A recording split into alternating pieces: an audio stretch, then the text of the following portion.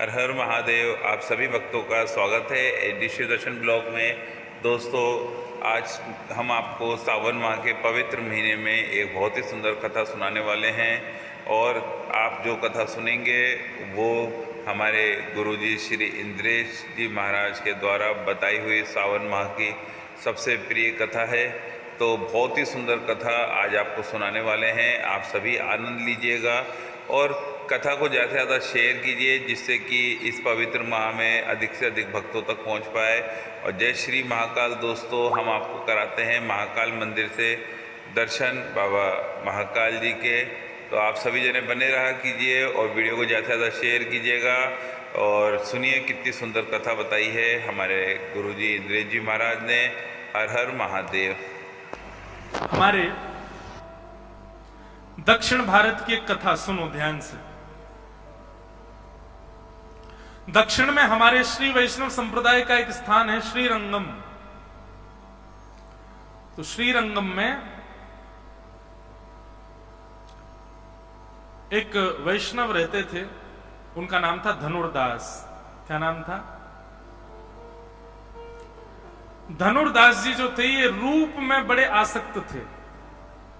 इनको रूप देखना बड़ा अच्छा लगता था, सुंदर सुंदर रूप हो। भगवान की इनके ऊपर दया हुई और इनकी जो पत्नी थी वो इतनी सुंदर थी, इतना सुंदर रूप था उसका, उससे इनका ब्याह हो गया। अभी पत्नी को ही देखते रहते तो उसका रूप इतना लावण्य मधुर। कहां तक कहें कि जब पत्नी चलती थी तो ये उसके ऊपर छत्र लेकर के उल्टे चलते थे, उसको देखते हुए चलते थे छत्र लेकर के, इतनी सुंदर।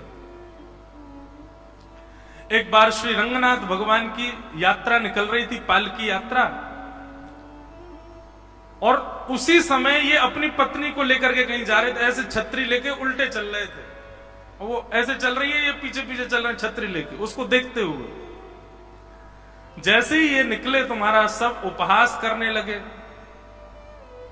सब लोग आपस में बातें बनाने लगे, सब इनकी हंसी उड़ाने लगे। भाष्यकार स्वामी श्री रामानुजाचार्य जी की जब इन पर दृष्टि पड़ी, देखो संत की दृष्टि में कितना बल होता है। रामानुज स्वामी जी की जैसे इन पर दृष्टि पड़ी, उसको देख करके मुस्कुरा गए और तुरंत उन्होंने अपने सेवकों से कहा, इसको बुला करके लाना मेरे पास। धनुर्दास जी से कहा, तुमको स्वामी जी ने बुलाया, चलो। धनुर्दास जैसे ही गए स्वामी जी के पास, उन्होंने कहा, आज रंगनाथ भगवान की यात्रा निकल रही थी, तुम अपनी पत्नी के ऊपर छत्र लेके चल रहे थे उल्टे। बोले, महाराज मुझे अपनी पत्नी से बहुत प्रेम है, उसका रूप बहुत सुंदर है। मेरा मन होता है कि जब मैं उसको बाहर लेके जाऊं, उस पर धूप ना पड़े, उसके ऊपर छतरी रखूं और उसका रूप निहारता रहूं, इसलिए मैं उल्टा चलता हूं। तो रामानुज स्वामी जी महाराज के मन में ये भाव आया, ऐसी निष्ठा, ऐसा चिंतन, ऐसा समर्पण यदि कोई ठाकुर जी के लिए कर दे तो ठाकुर जी प्रसन्न हो जाए, प्रकट हो जाए।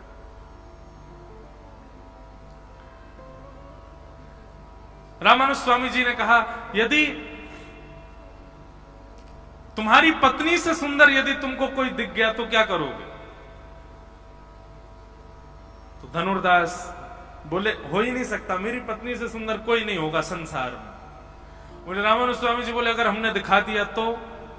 बोले, मैं वचन देता हूं सदा सर्वदा के लिए अंतिम प्राण श्वास पर्यंत उसका दास हो जाऊंगा, अगर मेरी पत्नी से सुंदर कोई हो तो।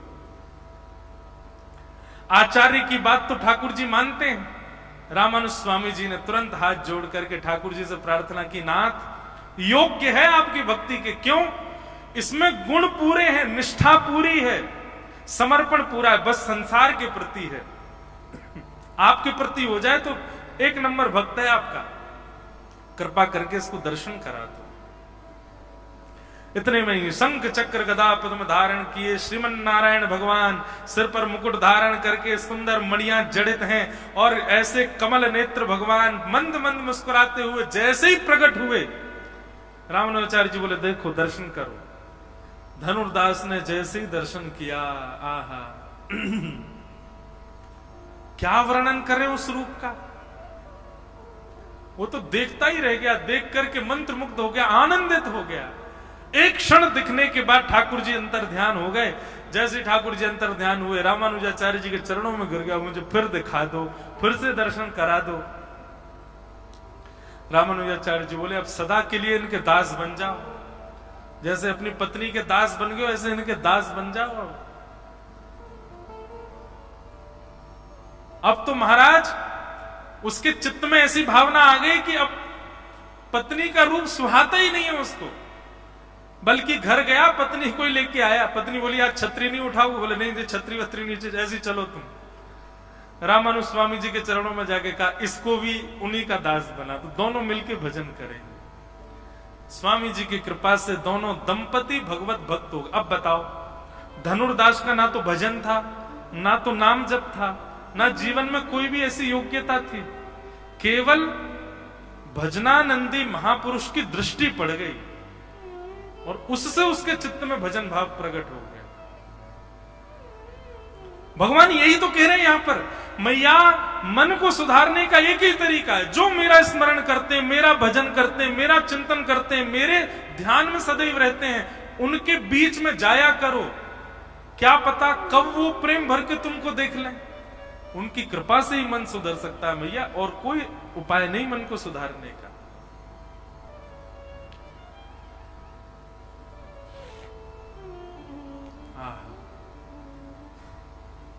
ऐसे भगवान उपदेश दे रहे हैं। इस प्रकार देवूती माता ने अनेक प्रश्न किए, समस्त प्रश्नों को हम प्रणाम करते हैं। आगे मैया ने 4 प्रकार के भक्तों के बारे में, इतना बढ़िया प्रसंग है। 4 प्रकार के भक्त होते हैं। भगवान से पूछा गया आपको कौन से प्रिय होते हैं, तब ठाकुर जी ने अपने प्रिय भक्तों के बारे में, मुझे कौन प्रिय लगते हैं, उनके बारे में बताया। 4 प्रकार के भक्तों के बारे में तो हम नहीं करते चर्चा, बड़ा होगा विषय।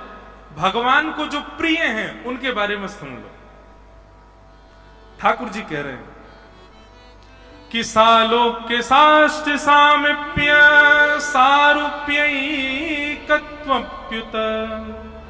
दीयमानं न गृह्णन्ति बिना मत्सेवनं जनाः।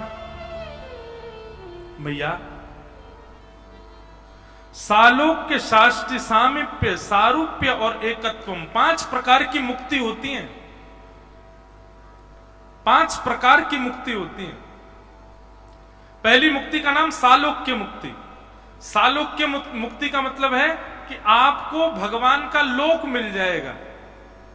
जिस लोक में भगवान रहते हैं उस लोक की प्राप्ति हो जाना सालोक्य मुक्ति। दूसरी मुक्ति बताई साष्टी, उस लोक में भी भगवान के दर्शन की सुविधा आपको मिल जाएगी। सालोक्य मुक्ति में दर्शन होंगे भगवान के, इसका कंफर्मेशन नहीं है, घूमते रहो कभी ना कभी तो दिख ही जाएंगे। लेकिन शास्त्री मुक्ति में भगवान के दर्शन की भी सुविधा है। तीसरा बताया सामीप्य। तीसरी मुक्ति कौन सी, बोले ठाकुर जी के समीप में रहने का अवसर मिलेगा, सामीप्य। चौथी मुक्ति बताई सारूप्य, भगवान के जैसा ही रूप मिल जाएगा। और 5वीं मुक्ति बताई एकत्वम, भगवान में ही विलीन हो जाओगे। लेकिन भगवान कहते हैं मुझे जो भक्त प्रिय होते हैं मैया, वो कैसे होते हैं, बोले दीयमान न ग्रहणंती। इन 5 प्रकार की मुक्तियों को मैं उसके सामने रख देता हूं, ले लो तुम्हें कौन सी चाहिए। पर इन 5 मुक्तियों को भी हाथ जोड़ के कहता नाथ मुझे नहीं चाहिए, आप रख लो अपने पास। जैसे हमारे श्री नामदेव जी महाराज, पंडरीनाथ भगवान प्रसन्न हो गए उनसे, मांगो क्या चाहिए। नामदेव जी कहते हैं जो मांगूंगा सो दोगे। बोले हाँ, पंढरपुर आने वाले और आपके दर्शन को आने वाले हर वैष्णव की चरण रज मेरे सिर पर पड़े, ऐसा वरदान दे दो। ये प्रिय हैं ठाकुर जी को। और आज भी श्री नामदेव जी मुख्य द्वार पर ही समाधि है, नामदेव जी वहीं विराज रहे हैं।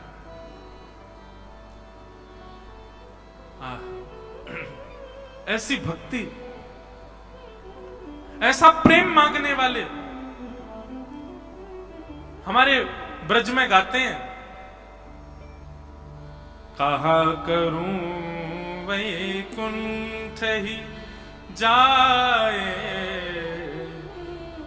जहां नहीं नंद जहां नहीं यशोदा, जहाँ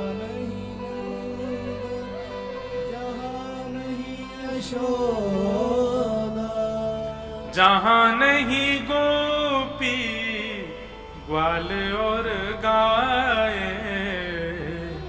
कहा करूं वैकुंठ ही जाए, कहा करूं वैकुंठ ही जाए। ब्रजवासी गा रहे हैं, बोले हम क्या करेंगे वैकुंठ जाके, हमें नहीं चाहिए वैकुंठ।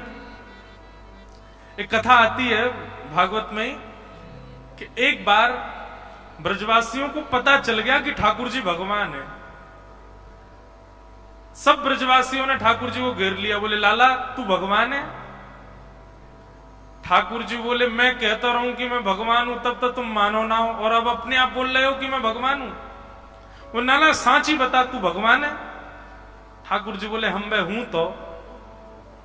बोले लाला एक काम करेगा, बोले हाँ नेक अपने वैकुंठ को दर्शन कराए थे हमें।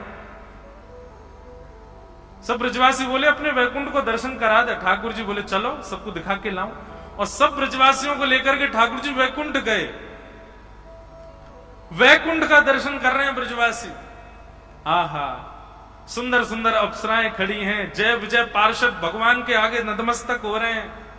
सूर्य चंद्र आदि सब देवता वहां पर हाथ जोड़ करके खड़े हैं। डुमडुमियां बज रही हैं, नगाड़े बज रहे हैं, ढोल ताशे बज रहे हैं, सुंदर ब्यार बह रही है, सुंदर सुंदर पुष्प वृक्ष आदि नदियां, अद्भुत। भोजन की इच्छा हो गई, 56 भोग प्रकट हो गए। सोने की इच्छा हो गई तो अद्भुत कक्ष प्रकट हो गया। ऐसे सुंदर वैकुंठ का दर्शन किया सब ब्रजवासियों ने, और पूरे वैकुंठ का दर्शन, भोग विलास की सारी सामग्री वहां पर, कोई कमी नहीं है। मधुमंगल श्रीदामा तो बिस्तरन पर कूद कूद के देख रहे हैं, बोले लाला ये तो बहुत जोर के हैं, हम तो यहीं सो जाएं। नदी का जल पान करते हैं, ऐसा शीतल जल महाराज कि पूरा गला से लेके नीचे तक तर हो जाए। प्रसाद ऐसा तो स्वाद आज तक चखा ही नहीं किसी ने, इतना सुंदर प्रसाद। व्यवस्थाएं देख करके सब ब्रजवासी आनंदित हो गए। पूरे वैकुंठ का दर्शन कराया, और वैकुंठ का दर्शन करा करके भगवान ब्रजवासियों से बोले कहो कैसा लगा हमारा वैकुंठ। सब ब्रजवासी बोले लाला बहुत जोर को है, बहुत बढ़िया है। देखियो कैसे तेरे यहां नौकर चाकर काम कर रहे हैं, कैसी अप्सरा घूम रही है, कैसे देवी देवता आदि, कैसी नदी, कैसे पहाड़, कैसे कितना सुंदर। ठाकुर जी बोले अब देखो आप लोगों को पता चल गया कि मैं भगवान हूं और ये वैकुंठ है, अब आप सबके यहीं हम कमरे खुलवा देते हैं, यहीं रह जाओ। जैसे ठाकुर जी ने ये बात की सब ब्रजवासी रोने लगे, पाम पकड़ लिए, लाला तेरे पाम पूज रहे हैं, यहाँ सब सुख होएगा लेकिन फिर भी हम यहाँ ना रह सके, तू हमें वृंदावन ही ले चल। हम रहेंगे तो वृंदावन में ही दर्शन कर लेंगे, यहाँ को सुख ले लेंगे, सबका चूहे पर रहवे की बात करेगा तो हम वृंदावन ही जाएंगे, हम या वैकुंठ में रह ना सके लाला। ये ब्रजवासी तो भगवान को कौन प्रिय है? ठाकुर जी कहते हैं मैं उसके सामने लोक संपदा धर दूं, वो कहता नहीं चाहिए नाथ आप चाहिए। कुम्मन दास जी का एक प्रसंग याद आ रहा है। कुम्मन दास जी, उनकी गोद में ठाकुर जी खेलते थे। हमारे जैसे पंढरपुर में श्री तुकाराम जी, नामदेव जी, जनाबाई आदि आदि ऐसे अनेक संत ठाकुर जी को रिझाने के लिए प्रकट हुए, ऐसे हमारे गिरिराज जी में, गोवर्धन में अभी 400-500 वर्ष पहले इन्हीं समकालों में अष्ट सखा प्रकट हो गए, 8 सखा। उनमें से एक है श्री कुम्भन दास। उन कुम्भन दास जी की भक्ति से प्रसन्न होकर ठाकुर जी उनकी गोद में खेलते थे। और इतना ही नहीं, कुम्भन दास जी जब हल जोतते थे, हल चलाते थे अपने खेत में, ठाकुर जी ऐसे अपनी पीतांबरी में बीज लेकर के और ठाकुर जी पीछे उछालते हुए चलते थे कुम्मनदास। आज भी वो खेत है हमारे गोवर्धन में, चंद्र सरोवर के पास में। कुम्मनदास जी की गोद में ठाकुर जी बैठे थे और ठाकुर जी कुम्मनदास जी से कुछ चर्चा कर रहे थे। नेक्स्ट से लाला, अच्छा ब्रज में लाला 4 वर्ष के ही रहते हैं, उससे बड़े नहीं होते। 4 वर्ष के ठाकुर जी कुम्मनदास जी की दाढ़ी ऐसे खींच रहे और कुम्मना कुम्मना कह करके बात कर रहे ठाकुर जी कुम्मनदास जी से। कुम्मनदास जी अपना तिलक स्वरूप कर रहे थे। इतने में ही ठाकुर जी को दया आ गई कुम्मनदास पर। ठाकुर जी बोले, ये कुम्मना बिचारो इतनो दीन दुखियारो, या के घर में भोजन के काजे भी सामग्री नहीं है, तिलक स्वरूप करवे के काजे आरसी भी नहीं है, बैठवे के काजे आसन भी नहीं है। ठाकुर जी बोले, न लक्ष्मी की कृपा करूं या के ऊपर। वो कैसे कृपा करी? एक बहुत बड़ा राजा अपनी आदि संपत्ति दान करने के लिए आया ब्रज में, और वो ढूंढ रहा था कोई भजनानंदी संत मिले तो उसको मैं आदि संपत्ति दे जाऊं। उसने किसी से पूछा तो किसी ने 2-4 नाम बताए, उनमें से कुम्मनदास जी का नाम बताया। बोले वो भजनानंदी संत है, उनको दे दो। यहां ठाकुर जी कुम्मनदास जी की दाढ़ी से खेल रहे थे, मन में सोच रहे थे यहाँ पे मैं कृपा करूं। इतने में ही राजा कक्ष में प्रवेश करता है कुम्मनदास जी के, और जैसे ही राजा आया ठाकुर जी अंतर ध्यान हो गए वहां से। कुम्मनदास जी की स्थिति क्या है? कहां चले गए? अरे लाला तुम कहां चले गए? ढूंढने लगे। अरे मेरो लाला कहां चलोगो? पर्दा उठा करके देखें, ऊपर झांक करके देखें, बाहर खिड़की से झांक, मेरो लाला अभी तो कछु कह रहे हो, मेरी दाढ़ी ते खेल रहे हो, कुम्मना कुम्मना कह रहे हो, कछु कहवे वारो, जन कहां चलोगे हो? राजा अंदर आया, अंदर आकर के बोला, महाराज मैं आपके चरणों में प्रणाम करता हूं, मैं फलाने जगह का राजा हूं, अपनी आधी संपत्ति दान करना चाहता हूं आपके चरणों में। कुम्मनदास जी बोले, भैया आधी संपत्ति अपनी ले जा और जितनी मेरी है थोड़ी बहुत यऊ को ले जा, पर मेरो लाला मुंह को वापस दे जा भैया। मेरो लाला जन कहां चलोगो? कुम्मनदास जी के चरणों में गिर गया। बोले आपको लेना पड़ेगा। बोले मैं तू को वचन देख भाई, दानी दान देवे, लेकिन लेवे वारी की इच्छा नहीं हो, वारी की इच्छा नहीं हो तो वो दान पाप हो जाता है। देवे मत, मेरी इच्छा हो तो दियो, मेरी इच्छा ना है ले जाया को वापस। घर वाले खड़े हो गए आकर के कुम्मनदास जी से बोले, अरे ले लो ना, बच्चों के ब्याह करने हैं, घर में हमारे में इतनी कमी, बेचारा आधी संपत्ति दे रहा, ले लो ना। क्यों? बोले तुम सब चुप रहो, ले जा भैया अपनी संपत्ति को, ले मुझे नहीं चाहिए।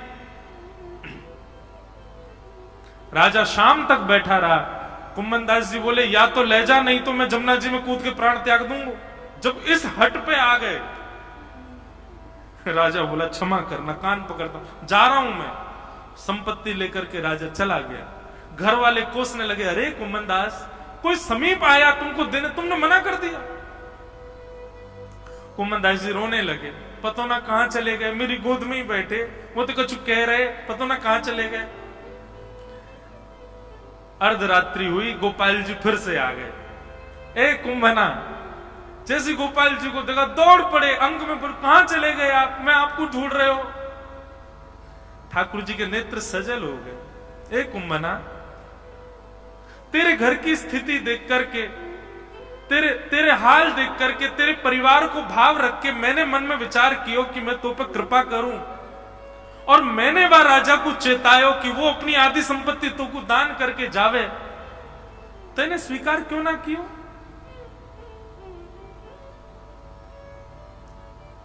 कुम्मनदास जी का उत्तर इतना सुंदर।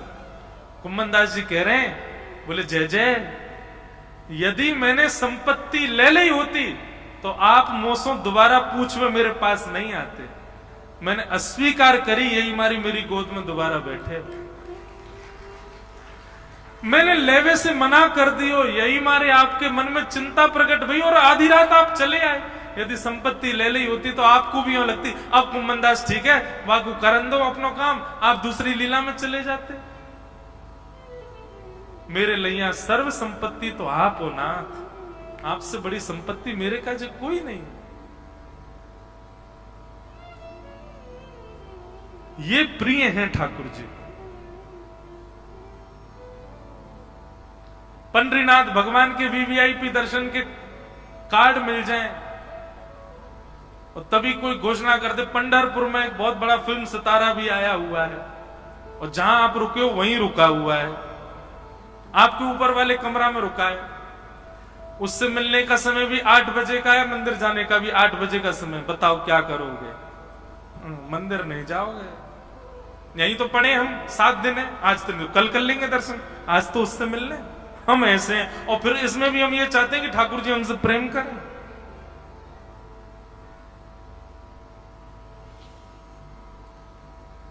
इस प्रकार कपिल भगवान ने अपने प्रिय भक्तों के लक्षण बताए। आगे भागवत में